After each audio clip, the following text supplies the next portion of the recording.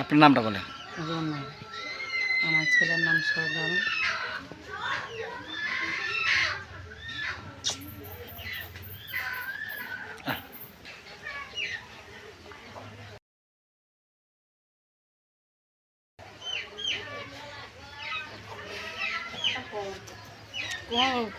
কোন আমনে বাড়ি আমনে কয়ে দেন কেন?